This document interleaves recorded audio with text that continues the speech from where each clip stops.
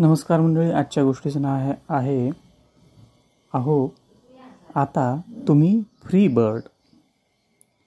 प्रतीक आणि प्रांजलीचं लग्न होऊन 6 महिने लोटले. सुरुवातीचे 2-3 महिने आनंदाचे, अतिशय आनंदाला भरते आणणारं होतं. प्रांजली आपल्या सासरी येऊन अतिशय आनंदी खुश होती. ते दोघंही डॉक्टर. दोघांचाही सारखाच व्यवसाय असल्यामुळं विचारही समसमान होते आणि नवनवीन स्वप्न घेऊन ती या घरात आलेली होती. पण 3-4 महिन्यानंतरच तिला आपल्या पतीकडून म्हणजे प्रतीककडून अतिशय वाईट वागणूक मिळायला सुरुवात झाली. त्यामागं होतं प्रतीकचं आपलं स्वतःचं असं एक तत्त्वज्ञान. महिलांनी इतकं ओपन माइंडेड असता कामा नये. आता लग्नानंतर तरी तिनं आपल्या घराकडे जास्त लक्ष दिलं पाहिजे. मोबाईल, फोन, मेसेजेस, चॅट ह्या गोष्टी तिनं बंद कराव्यात असं त्याला वाटायचं. अर्थात हा त्याचा एकतर्फी विचार होता. तो स्वतः मात्र ह्या गोष्टी बिनधास्तपणे करत होता आणि त्याला ते स्वातंत्र्य अतिशय आवडीचं होतं, हवं होतं. बायकोच्या बाबतीत मात्र तो या अर्थानं पक्षपाती होता. सुरुवातीला प्रांजलीनं हे मनावर घेतलं नाही, परंतु त्याचं हे वागणं नंतर फारच वाढलं. ते टोकाला जात होतं. ती फोनवर बोलत असली की प्रतीकला अस्वस्थ वाटायचं. ती कुणाशी बरं बोलत असेल, तिला येणारे मेसेजेस कुणाचे असतील बरं, असा संशय त्याच्या मनात वाढू लागला. प्रांजलीला हे आता खटकायला लागलं आणि त्रासाचं होऊ लागलं. प्रचंड त्रास वाढत होता तिचा. आपण किती स्वप्न घेऊन या घरात आलो आणि आपला जोडीदार आपल्या चारित्र्यावर संशय घेतोय, ही गोष्टच तिला हादरवून टाकणारी होती. मुलगी जेव्हा सासरी येते तेव्हा तिचं सगळं जग बदललेलं असतं. ती सोबत येताना नुसती एक मुलगी म्हणून आलेली नसते, एक माणूस म्हणून आलेली असते. तिच्याकडे तसं पाहिलं पाहिजे. तिचे काही स्वप्नही असतात, विचार असतात, तिचं स्वतःचं एक असं व्यक्तिमत्व असतं. ही गोष्टच आता प्रतीक विसरून गेला होता. त्याच्यातला अहंकारी आणि संशयी नवरा आता मोठा होत जात होता. ही गोष्ट प्रांजलीला नकोशी झालेली होती. लग्नाला 5-6 महिने लोटलेले असतानाच तिच्यामध्ये प्रचंड नैराश्य आलेलं होतं. आधीची खेळकर, आनंदी, हसमुख, हसणारी प्रांजली आता निराश, हताश अशी राहू लागली. तिचा चेहरा पडलेला असायचा. त्यावरूनही पुन्हा प्रतीकचे टोमणे आणि चिडचिड ह्या गोष्टी इतक्या वाढल्या की प्रांजलीला आता जीवनच नकोसं झालेलं होतं. म्हणजे लग्न होऊन 6 महिने झालेत आणि तिला मात्र आता आयुष्य नकोसं झालं. सगळे स्वप्न भंगले. तिला शहरातलं एक मोठा नामांकित असं डॉक्टर म्हणून आपल्याला ओळखावं असं तिला वाटायचं. काही वर्षापूर्वीच ती डॉक्टर झालेली आणि लगेचच तिचं लग्न हे सगळं नवीन असतानाच आता तिच्या आयुष्यात मात्र मोठं नैराश्य, वैफल्य असं आलेलं होतं. आता तिनं टोकाचा निर्णय घेतलेला होता. एके दिवशी अचानक घराचं दार वाजलं आणि तिनं दार उघडलं तर समोर तिची सासू-सासरे. त्यांना पाहताच तिच्या डोळ्यात पाणी आलं. सासू-सासऱ्यांनी हे ओळखलं की काहीतरी बिनसलं दोघांचं. सासू-सासरे गावी राहायचे आणि हे दोघं शहरात राहायचे व्यवसायाच्या निमित्तानं. सासू-सासऱ्यांनी तिला जवळ घेत प्रेमानं विचारलं, अगं, मी तुला सुरुवातीला सांगितलं की तू मुलीप्रमाणे आहेस. मग बापापासून मुलगी काही लपून ठेवेल का? तिला होणारे त्रास, वेदना, अडचणी, विवंचना तिनं सहजपणे मांडल्या पाहिजेत. त्यात संकोच असता कामा नये, बिलकुल नाही. बोल, बिंदास बोल. तिनं फक्त एवढंच सांगितलं की तुमचा मुलगा माझ्याकडं आता संशयाच्या नजरेनं पाहायला लागला. एवढं बोलल्याबरोबर सासऱ्यांना वाईट वाटलं. अर्थातच त्यांना कळालं होतं की त्याचा संशय हा चारित्र्यावरचा आहे आणि कोणती स्त्री चारित्र्यावरच्या संशयानं हादरते, तितकंच ते स्वाभाविक असतं. पण आपल्या चिरंजीवाला याची अजिबात जाणीव नाही, याचा खेद, त्याचं दुःख त्यांच्या मनात, त्यांच्या चेहऱ्यावर दिसू लागलं. तो दिवस तसाच निघून गेला आणि एके दिवशी अचानक रात्री तिचे सासरे उठले, अस्वस्थ होऊन उठले आणि टेबलापाशी जाऊन बसले. टेबलावरची काही पुस्तकं चाळता चाळता त्यांच्या हाताला एक चिठ्ठी लागली. त्या चिठ्ठीवर प्रांजलीचं सगळं मन आणि मनातल्या सगळ्या गोष्टी उमटलेल्या होत्या.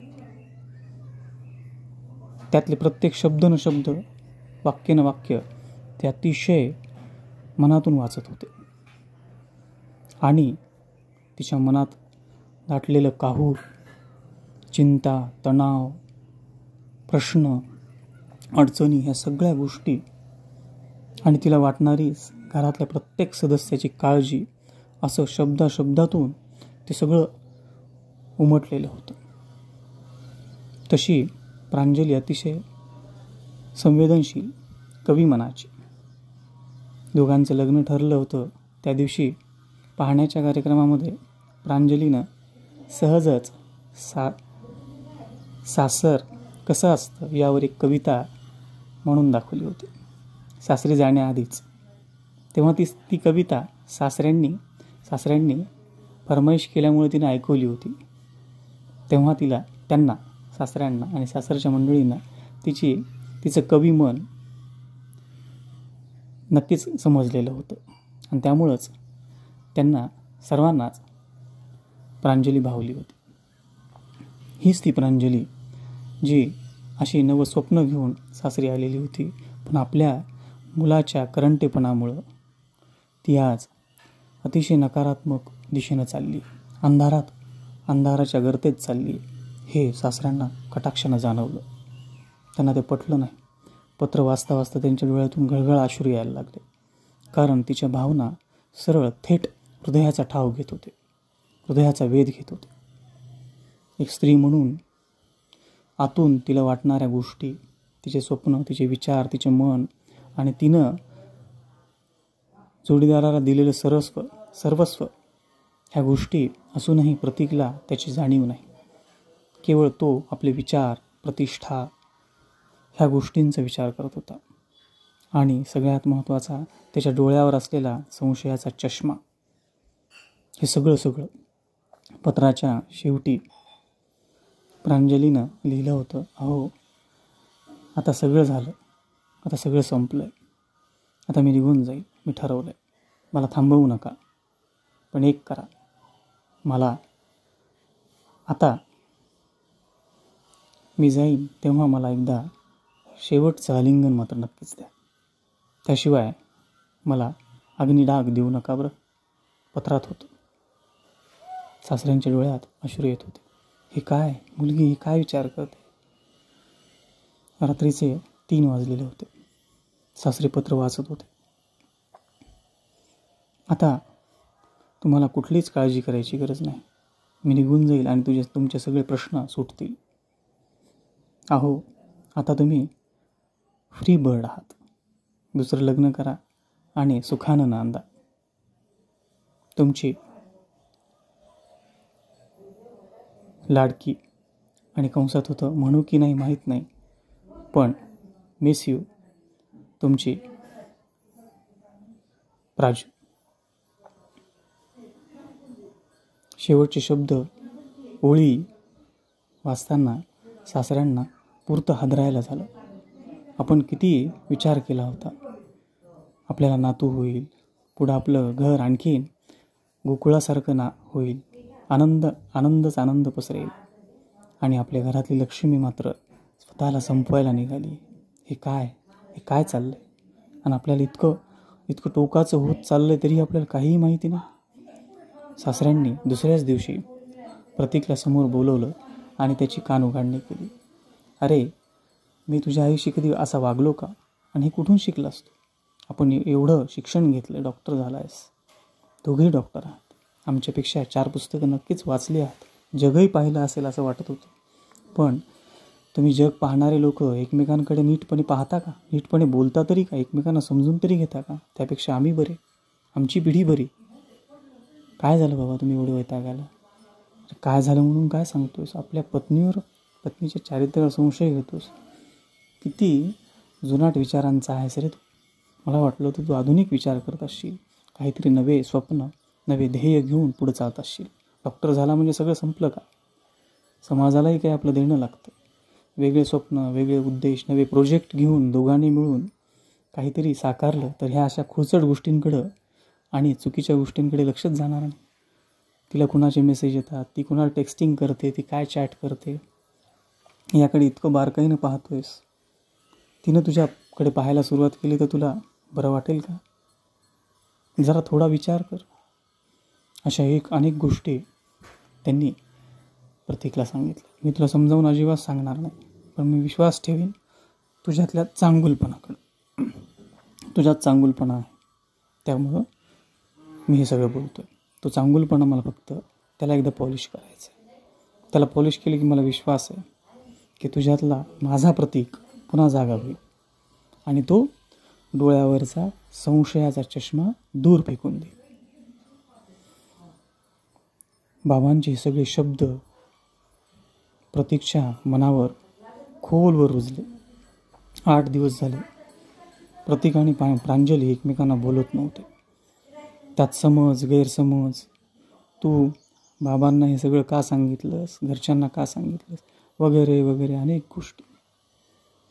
प्रांजली तितकीच धुमसत होती आणि प्रतीकही आतून जळत होता. पण 8व्या-9व्या दिवशी काय झालं कोण जाणे. आणि प्रतीक आईवडिलांच्या समोर आला आणि म्हणाला, आई बाबा मला माफ करा.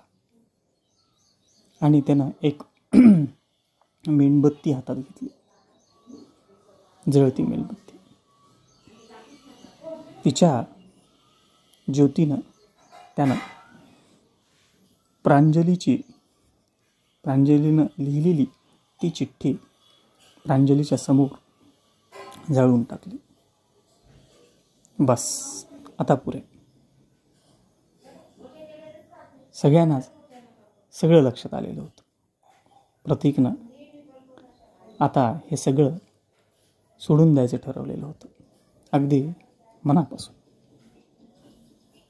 बाबा तुमचं खरं आहे, आपण उद्देशविहीन असू, ध्येयविहीन असू तर आपण अशा कुठल्या तरी गोष्टीमध्ये अडकून पडतो आणि आपल्या सोबतच्या लोकांनाच त्रास द्यायला लागतो. ध्येय हवं कुठलं ना कुठलं. आता प्राजू आणि मी एका ध्येयानं काम करू. ह्या असल्या गोष्टी, ह्या असल्या खुरचड गोष्टी, फुकटचे संशय माणसाच्या आयुष्याला उद्ध्वस्त करत असतात.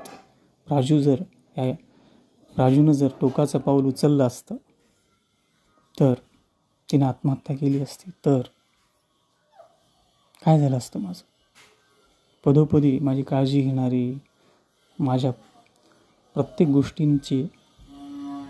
गोष्टीला मला पाठिंबा देणारी असे जोडीदार असतानाही मी मात्र माझ्या अहंकारात बुडून गेलेलो होतो. संशय मला खरं वाटत होता. तिच्यावरचा विश्वास, प्रेम ह्या गोष्टी अगदी नगण्य झालेल्या होत्या. तो चष्मा बाजूला काढला आणि लक्षात आलं जग अगदी स्वच्छ आहे आणि आपण तसंच पाहिलं पाहिजे. आता मी ठरवलं, आता आम्ही दोघंही आमच्या क्षेत्रामध्ये एक ध्येय घेऊन पुढे जाणार आहोत. आता हा भूतकाळ झाला बाबा, मला क्षमा करा, मनातून माफी मागतो. प्रतीकनं अतिशय नम्र स्वरात वडिलांची माफी मागितली, आईची माफी मागितली. प्रांजली त्याच्याकडे पाहत होती. एवढे दिवस अतिशय उद्धटपणे, अतिशय निर्ढावल्यापणानं असा वागणारा हा व्यक्ती इतका बदलला कसा असं तिला वाटलं. आणि खरंच त्याच्यामध्ये, त्याच्या वागण्यात, त्याच्या स्वरामध्ये बदल झालेला होता. प्रांजलीला आणखी काय हवं होतं? अहो, आता तुम्ही फ्री बर्ड म्हणणारी प्रांजली आता म्हणायला लागली, बाबा, आई, आता आम्ही फ्री बर्ड आहोत. नक्कीच आम्ही झेप घेऊ, उंच झेप घेऊ. आणि ह्या झेपीसाठी, झेप घेण्यासाठी, उंच झेप घेण्यासाठी तुमचे आशीर्वाद आम्हाला आमच्या पाठीशी असू द्या. एवढंच. आईवडिलांनी दोघांनाही जवळ घेतलं आणि सांगितलं, बाबा रे, कोणतीही अडचण असू द्या, पण एकमेकांवरचा विश्वास आणि प्रेम जराही ढळू देऊ नका. कितीही प्रतिकूलता असू द्या, कितीही वादळ असू द्या, लक्षात ठेवा. दोघांनी सकारात्मक अशी होकारार्थी मान हलवली आणि मग आईवडिलांचा जीव काहीसा भांड्यात पडला. झाली आजची गोष्ट. पुन्हा भेटूयात पुढच्या भागात. तोपर्यंत काळजी घ्या. बाय.